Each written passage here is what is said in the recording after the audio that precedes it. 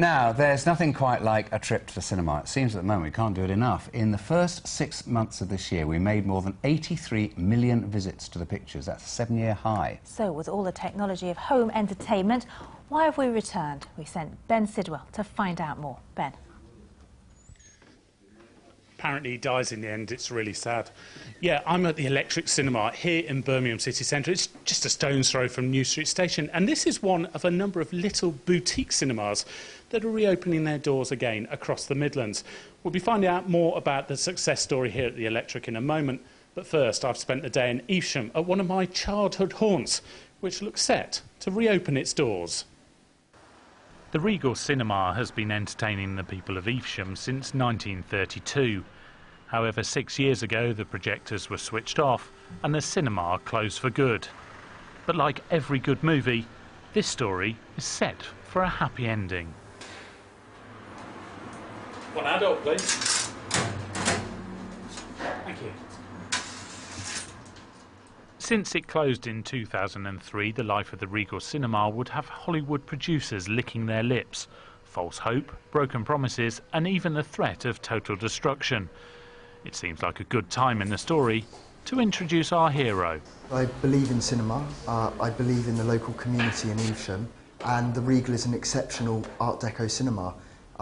All the original fixtures and fittings are still here, and it's just a beautiful, beautiful building. Lawrence and the team who've bought the Regal have just begun to restore the cinema and plan to reopen it, in all its Art Deco glory, next year. There's been so many false dawns over the last decade as to whether this place was going to get a real makeover, yet maintain its original character, which is what everybody wanted. And when I realised, hey, these guys are serious, you know, I could have kissed them, I really could. When the Regal opened in 1932, it could hold an audience of over 1,000. And during the heyday of cinema, more than 1 million people a year came through its doors.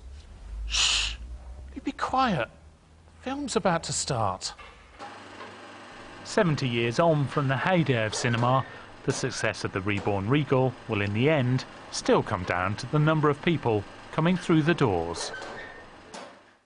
I tell you what, I wish everybody at the Regal, one of my old childhood haunts, all the very best. And everybody we spoke to in the town, every single person we spoke to, seemed to be backing it, so it seems like it will be very successful. One place that already is the Electric Cinema here in Birmingham. Let's speak to the owner, Tom Laws. Tom, what is the secret of success to this sort of cinema then?